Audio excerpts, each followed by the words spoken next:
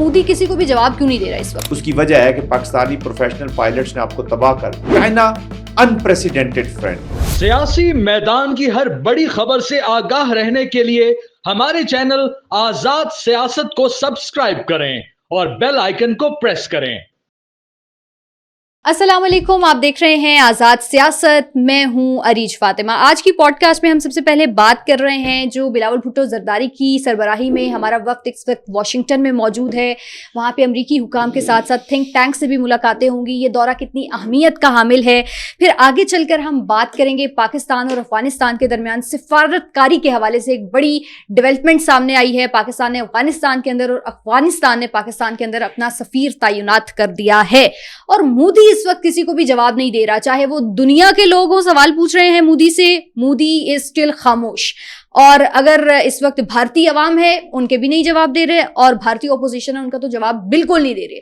तो इन बीट्स पर हम बात करते हैं। इंसाइटफुल कन्वर्सेशन के लिए स्टूडियोज में मुझे ज्वाइन कर रहे हैं defence and security analyst major general Zahid साहब।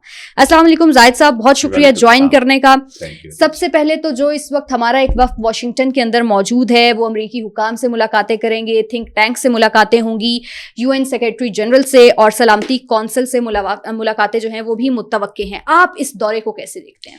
देखिए, ये पाकिस्तान का एक डिप्लोमेटिक इनिशिएटिव है जो कंपल्शन भी है हमारे ऊपर और this is very very important. इस वक्त जो बेस्ट एनवायरनमेंट हमारे मिलिट्री ऑपरेशंस ने अचीव करके दे दी है।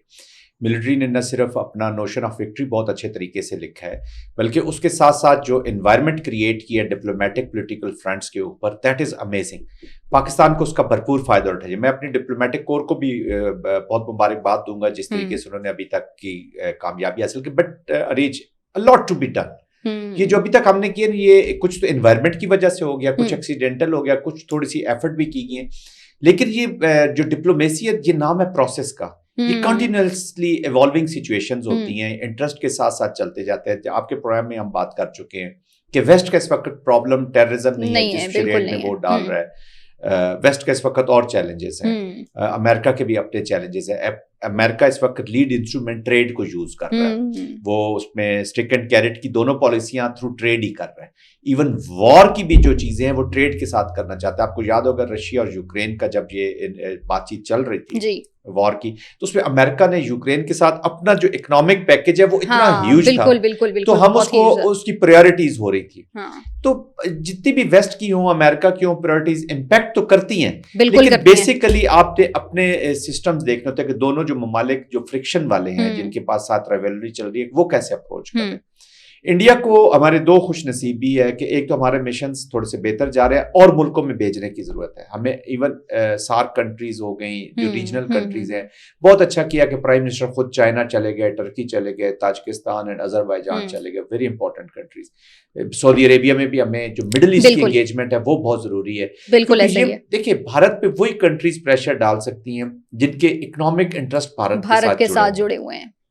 तो आपने उन कंट्रीज को अप्रोच करना है, दो चीजें करनी है। एक तो उन कंट्रीज को अप्रोच करना है जिनके साथ भारत का इंटरेस्ट जुड़ा हुआ है, और दूसरा आपने उन कंट्रीज को अट्रैक्ट करना है पाकिस्तान की तरफ। अच्छा, ये अब अट्रैक्शन बातचीत से या अपना गम रोने से नहीं आएगी। Let's stop beating about this. ये जो अपना रोना है ना, एक तो मुझे वैसे ही नफरत है ज्यादा रोने वाले लोगों से और मुल्कों से। अच्छा, कि हमारे साथ ये हो गया, जो पास्ट के बैगेज से निकल, जो हो गया बस हो गया, अब आगे जाना। What can you do? चाहे रॉन्ग पॉलिसीज थी, सही पॉलिसी थी, हर वक्त हर लीडरशिप जो है अपने एनवायरनमेंट के मुताबिक पॉलिसी। तो अब हम रोने से ज्यादा इन मुल्कों की स्टेक्स पाकिस्तान में क्रिएट करें। पाकिस्तान को ज्यादा बास्केट्स की जरूरत है जिसमें आप अपने एग्स रख सके। China unprecedented friend, strategic friend, बहुत ज्यादा उसकी दोस्ती का तो आप अलग करके रखते हैं, बिल्कुल उसको मैं किसी के साथ मिला। लेकिन उसके अलावा जो बाकी भी ममालिक है दुनिया को, उनकी स्टेक्स क्रिएट करिए। स्टेक्स उनकी क्रिएट करें खैबर पख्तूनख्वा में, बलूचिस्तान में, गिलगित बल्तिस्तान में, गिलगित के अंदर, कश्मीर के अंदर, पाकिस्तान के अंदर। जब वो आके अपने इन्वेस्ट करेंगे तो अभी मेरी एक चीज आपके घर में पड़ी हुई है और बहुत ही कीमती अशिया पड़ी हुई है, تو میں بھی آپ کے گھر کی پروٹیکشن یا اس کے بیچ میں آپ کی ویل بینگ کے لیے شروع ہو جاؤں گا کہ یار میری سب سے قیمتی چیز تو وہاں پہ پڑی ہوئی. تو لوگوں کی ملکوں کی سٹیکس کریٹ کی جاتی ہے. دس از کالڈ ڈپلومیسی. اب یہ ڈپلومیسی نے کرنا ہے.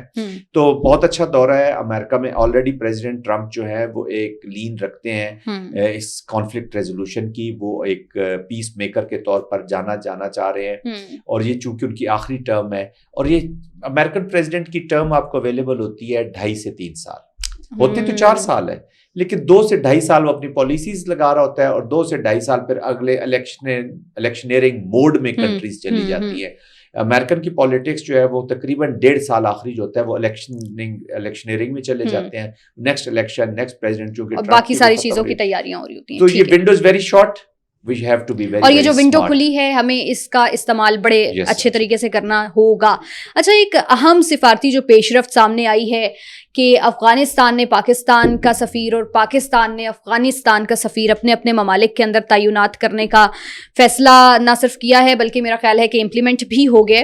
تو طالبان حکومت نے اس کو بڑا مثبت کہا ہے اور کہا ہے کہ جی یہ بڑا اچھا ایک قدم ہے, دونوں ممالک کے درمیان برف پگھلی ہے. آپ اس سارے معاملے کو آگے کس طریقے سے دیکھتے ہیں؟ طالبان کی اس وقت ون آف دی جو ایشوز ہوا ہے ان کی ریکگنیشن آف دی گورنمنٹ ہے. پہلے ہم ڈیفیکٹو گورنمنٹ کے ساتھ سمجھ لیں کہ ڈیل کر رہے تھے at the 4D affair levels پہ, وچ از اے شیڈ لوور دین دی فل مشن جو ایمبیسیڈر آپ لگاتے ہیں. ابھی آپ نے اس کو پورا ایک جیسے ایمبیسی ہے, تو یہ انڈائریکٹلی آپ جو پریزنٹ سیٹ اپ ہے اس کی ریکگنیشن کر رہے ہیں. تو یہ this is a good news for Afghanistan. جیسا کہ میں نے ابھی اریج کہا, اور آپ کے پروگرام سے ہم ایک ہی بات پاکستانیوں کے ساتھ کریں گے اور بار بار ان کو سمجھائیں گے کہ یہ ایموشن سے نکل کے ہم نے اپنی پالیسیز کرنی. لوگ دس از ریئل پالیٹکس کے مطابق ہمیں اپنی پالیسیز اپنانی ہوگی.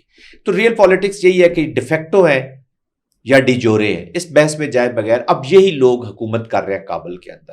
یہی بھارت 2021 میں جب یہاں پر دوحہ ایکارڈ ہو رہا تھا تو سب سے زیادہ اس نے چیخا تھا کہ طالبان کی حکومت کو نہ تسلیم کیجیے, نہ تسلیم کریں. یہ سیکیورٹی کونسل میں اس ایشو کو لے گیا تھا. بالکل یہ, اور جب 2.5-3 مہینے گزرے تو ان کو تو چانکیا کا وہ بلڈوں میں, ان کی رگوں میں تو خون یہی دوڑ رہا ہے نا, چانکیا کا وہی ٹیکٹس کہ وہ اپنے دوست کو ملو, اس کو گلے لگاؤ, پھر اس کو پیچھے سٹیپ کرو, اور پھر سب سے زیادہ رونا بھی شروع کر دو, میرا دوست اور چیخنا بھی شروع کر دو میڈیا کے اوپر. تو یہ انہوں نے ڈی فیکٹو وہ کیا اس کو, ابھی پھر انہوں نے ڈی جورے مائنڈ میں انہوں نے ماننا شروع کیا کیونکہ they wanted to use them against Pakistan.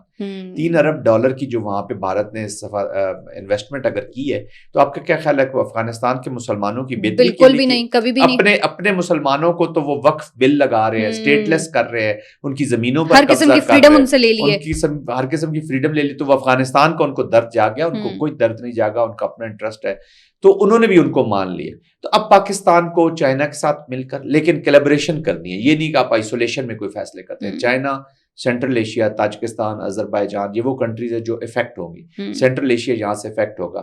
پھر اکنامک انٹرسٹ آپ نے افغانستان کو بتانا ہے کہ آپ سی پیک کے ساتھ جڑیں گے تو کیا افغانستان کا انٹرسٹ ہمارے ساتھ جڑ جائے گا. تو افغانستان نے فیصلہ یہی کرنا ہے. میں 2-3 دنوں سے کہہ رہا ہوں کہ افغانستان کے کابل نے افغانستان کے لیے کام کرنا ہے یا افغانستان کے کابل نے انڈیا کے لیے کام کرنا ہے. تو اگر یہ حکومت انڈیا کے لیے کام کرنا ہے تو وہی ہوگا جو بنگلہ دیش میں ان کی پراکسی کر رہی تھی. انہوں نے بنگلہ دیش کو آزاد ہوتے ہوئے ایک غلام ملک میں کنورٹ کر دیا تھا. ان کی ڈپلومیسی, ان کی ملٹری, ان کی پالیسی میکنگ میں انڈینز اتنے زیادہ انوالو ہو گئے تھے کہ ان کے یوتھ نے پھر ریئیکٹ کیا. تو اس سے پہلے کہ افغانستان کا یوتھ ریئیکٹ کرے, اسٹیبلٹی کے لیے بہت ضروری ہے کہ افغانستان کی حکومت, میں پاکستان کے لیے بھی نہیں کہہ رہا, اب ہوش کے ناخن لینے ہوں گے نا کہ اب ان کے لیے وقت, اور لے رہی ہے. اب وہاں پہ ریئلائزیشن ہے. تو پاکستان کو ایک جوائنٹ ایفرٹ ایٹ لیسٹ جو ریجنل پارٹنرز ہیں ان کے ساتھ مل کر ٹھیک ہے. بس آخر میں تھوڑی سی ہم ذرا بات کرتے ہیں مودی سرکار کے حوالے سے, جو اس وقت پوری دنیا ان سے سوال پوچھ رہی ہے, خاص طور پر مودی کے اپنے لوگ پوچھ رہے ہیں. ان کی اپوزیشن کی سب سے بڑی پارٹی کانگریس اس سے سوال کریے کہ جی آپ ہمیں جواب دیں, تمام تر معاملہ کیا تھا, حقیقت کیا تھی, سچ آپ ہم سے مت چھپائیں, آپ تو انتخابی مہم میں مصروف ہیں. تو یہ مودی کسی کو بھی جواب کیوں نہیں دے رہا اس وقت؟ دیکھیے, جواب ان چیزوں کے دیے جاتے ہیں جن کے جواب موجود ہوں, جن کے جواب ریئلٹی میں موجود ہوں.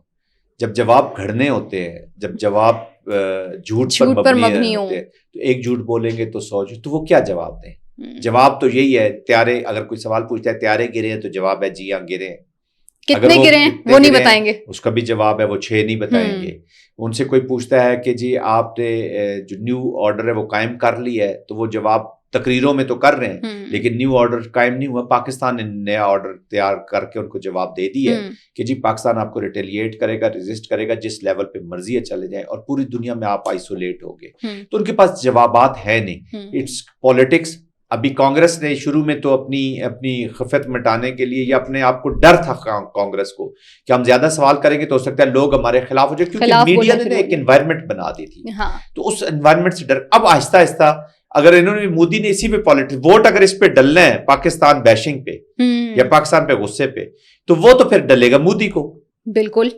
تو کانگریس نے اب مودی کو جھوٹا ثابت کرنا ہے جو ہیں وہ, اور کانگریس کر بھی لے گی. کہ اب لوگ بھی پوچھ رہے کہ تم لوگوں نے حاصل کیا کیا اس سے, ویئر آر وی. انہوں نے تو لوگوں کو خواب دکھائے کہ جی پاکستان ختم ہو جائے گا. انہوں نے لوگوں کو خواب دکھائے تھے کہ کراچی پر قبضہ ہو چکا ہے. انہوں نے خواب دکھائے تھے اسلام آباد تباہ و برباد ہو چکا ہے. انہوں نے خواب دکھائے تھے کہ جی چیچا وطنی کا جو پورٹ ہے وہ ہم نے تباہ کر دیا ہے, جہاں پر میرے خیال میں نہریں بھی آج کل, اور ایک بھی پکچر نہیں دکھا سکے نا, جنریٹ کر کے بھی نہیں دکھا سکے نا. جنریٹ انہوں نے کی نا, پہلے انہوں نے لاشیں جو جنریٹ کی اے آئی کی وہ فوراً ہی پکڑی گئی. اپنے لوگوں کو دیکھو, آپ نے ریج ہمیں دیکھنے کی ضرورت ہے کہ آپ نے ناحق خون کیا 26 ہندوستانیوں کا, وہ ہے مودی صاحب کے ہاتھوں پر وہ خون ہے. ان کی ملٹری یہ مان ہی نہیں رہے. ابھی ان کے یہ جو سی ڈی ایس کا, آپ نے چوہان کا انٹرویو ابھی پچھلے دنوں جنرل چوہان کا سنا, وہ کہہ رہا ہے کہ جہاز گرے یا نہیں گرے یہ مسئلہ نہیں ہے, مسئلہ یہ ہے کہ کیوں گرے ہیں, کیسے گرے ہیں, وجہ کیا ہوئی ہے.